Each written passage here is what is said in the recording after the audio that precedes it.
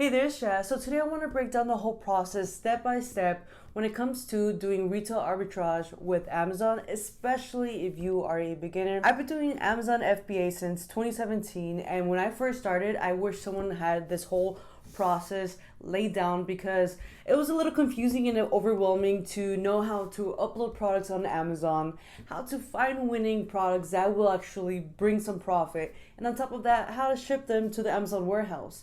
And in this video, I'm going to do that exactly. I'm going to basically provide you step by step on the whole process of how to do retail arbitrage as an Amazon FBA seller.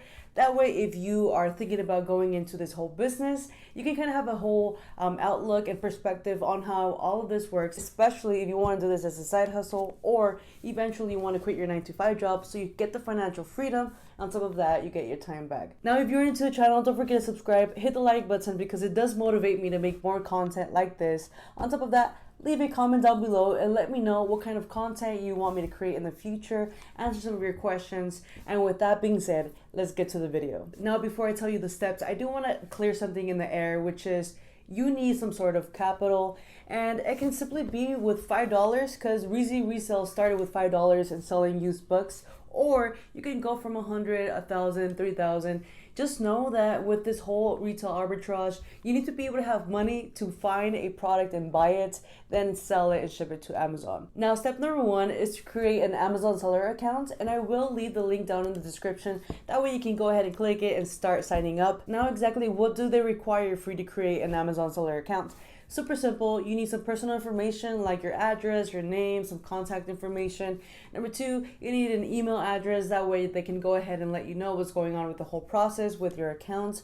Number three is a social security number, or if you have a company like an LLC, they're going to ask you for your Fed number. On top of that, they're going to ask you for your phone number. That way, if they do need to contact you for whatever reason, they have an access other than your email. And lastly, they are just going to ask you for some tax information. This way you can verify that you are a citizen, and on top of that, you are paying your taxes with any profit that you make with Amazon. Now, how long does it actually take for them to actually accept you and for you to start selling on Amazon?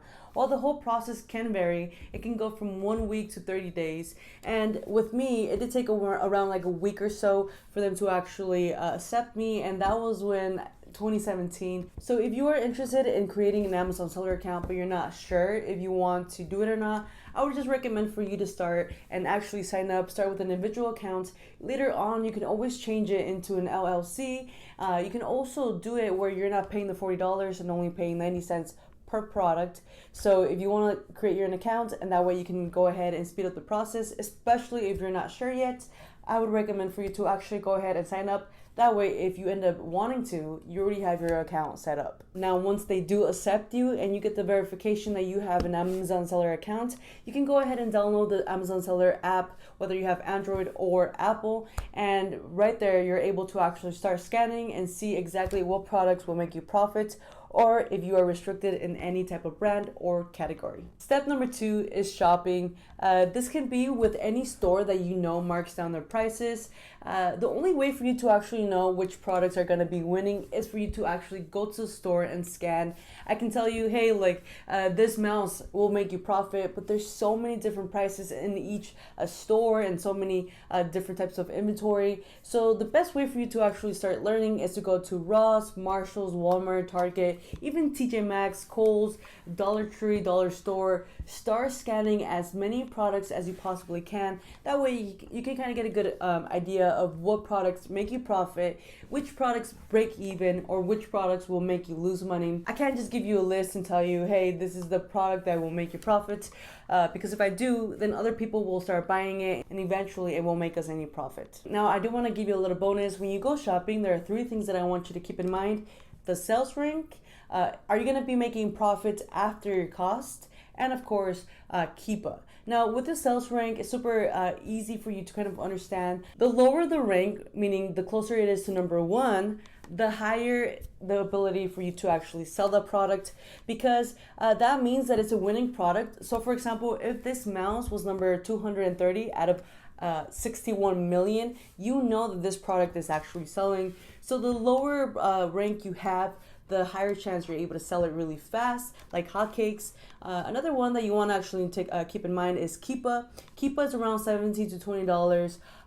It's just a program that shows you, like a chart, how much it has sold in the past, what the sales rank has been doing. On top of that, it can show you whether Amazon is selling it or not. There's so many good information. There's so much good information with Keepa, and it's only $20 each month, and it's totally worth it. Plus, it will help you avoid any products that won't make you profit. How do you know which product is going to make you profit? Well, when you are scanning on your Amazon seller account, it will tell you automatically right there how much the lowest you can sell it for. On top of that, the Amazon fees. So then you go ahead and plug in the price that you are going to pay. Right there, it's either going to be green, your total, or it's going to be red. If it's red, it's going to show you a negative. That means you're gonna lose money. If it's green, that's a go. That means you can actually start making profit with that product. Now, I do want you to keep in mind that there are different softwares that you can use.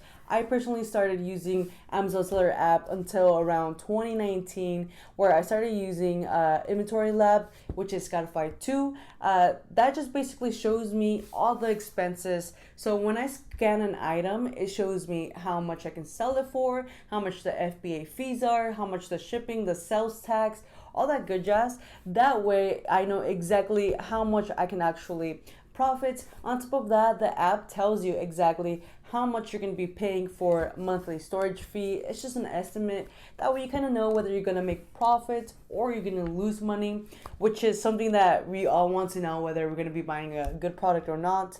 But do keep in mind that you are going to be making a lot of mistakes when you are shopping. This is the whole learning curve. You're eventually going to see, okay, I made a little mistake right here by buying this product. I'm not going to buy the product anymore. I'm going to start buying this product, and you're going to start seeing which ones are the winners, which ones are going to be losing you money. And then that way, eventually, you're going to start making more money that you can actually do with.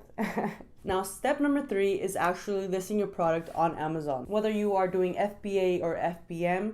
And the big difference is with FBA, you are basically sending all your products to the warehouse, versus FBM means you're fulfilled by merchants. That means that you are sending this product directly to the customer. You are going ahead and dropping it to the UPS, making sure it arrives there. The main difference depends on how much products you want to sell. FBM, you are basically only selling 2 to 3 products at a time, and you kind of want to test the waters when it comes to Amazon.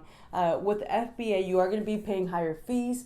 But if you are going to be selling so much product at one time and you don't want to deal with sending each one individually to different states and dealing with shipping, FBA is such a great way for you to scale. But if you are small and you don't have as much income or much capital to start with, FBM is such a great way for you to actually start selling products, understand the market, and be able to eventually go to FBA. Now, when you do list a product, you will be given an option on how much you're going to want to actually sell it for. Now, of course, the lower the price, the better, because you will be most likely able to win the buy box. And the buy box is just what the customer sees when they're going to buy your product. From there, they're actually able to just click and actually buy it or put it into their cart. So the whole goal is to be able to find a product that you can sell it for a good price, a low price, and then be able to make good profits. Now, of course, you will be competing with other people, and that is why most of the time you want to be able to make sure that if you can sell it for the lowest price, you are still going to be making profit, because if not, you're selling at the highest, you most likely won't get the buy box and the customer won't buy it.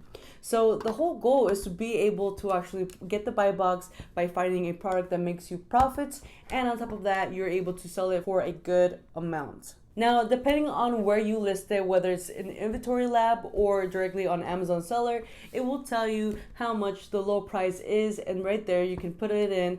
But that's why I like Inventory Lab, because it shows me what other people are actually selling it at.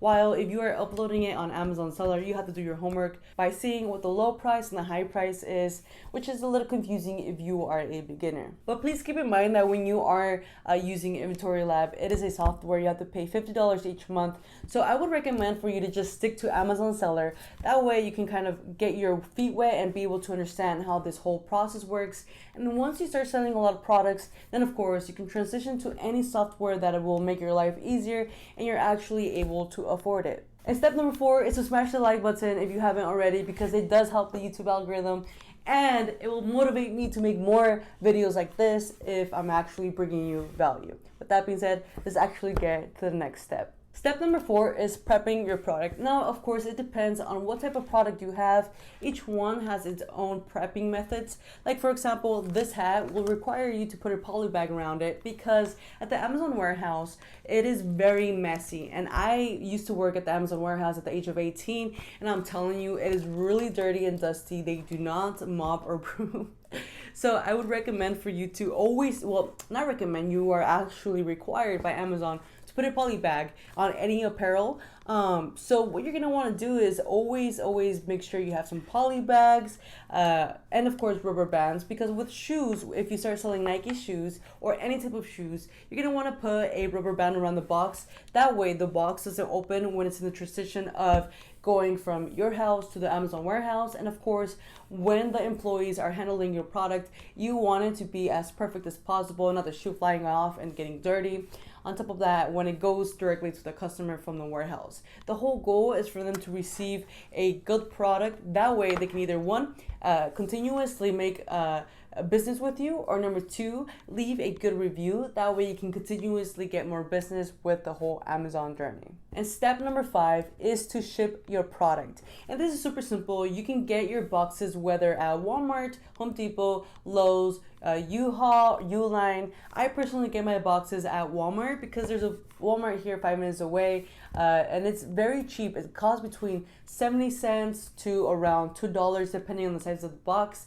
But the good thing is that when you are sending a whole bunch of products directly to the Amazon warehouse, your pricing on the box is worth it because you're putting a lot of products, and each product has its own profit. Plus, you kind of already included the shipping when you are scanning, especially if you are using Inventory 2, Spotify 2. But the thing is that if you are doing FBA, you also want to keep in mind that your boxes are going to be smaller. You are going to be paying for shipping. It's going to be a whole different ball.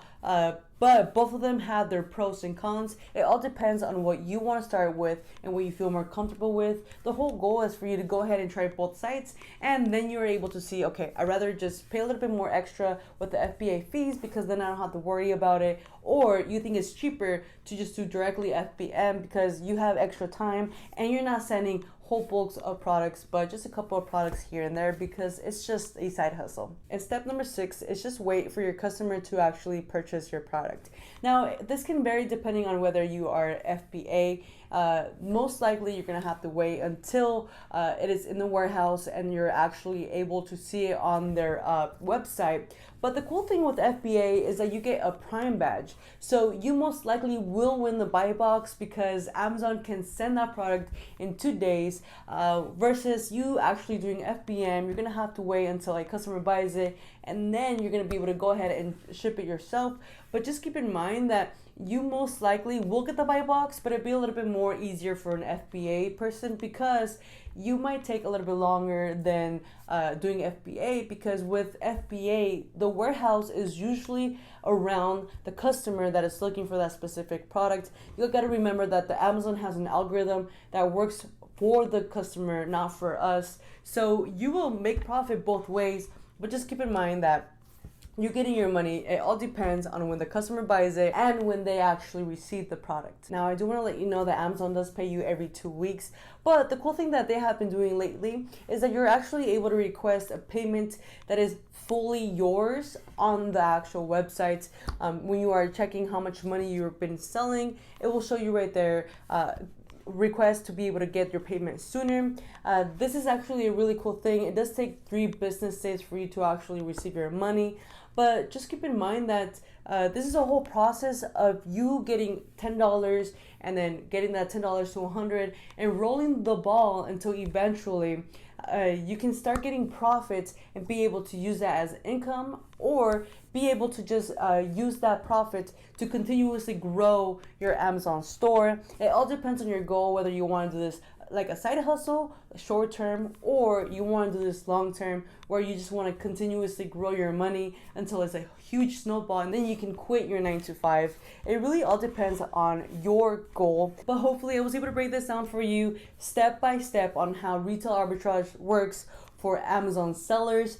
I wish someone would have made this video when I first started because it was a little confusing. I had to learn my own process and be able to understand how to go from A to Z without making any mistakes and lose money, especially because I first started selling books as a broke college student, and really my whole goal was just short term. I wanted to feed myself, pay rent, but now that I am 24, my whole goal is to continuously document my journey with Amazon and show you that you can make money too and quit your 9 to 5 job like I did and do this full time. Now, with that being said, go ahead and leave a comment down below. Let me know what you thought about this video, what you want to see in the future, any questions you have. I will do my best to answer it, whether in the comments or in another video.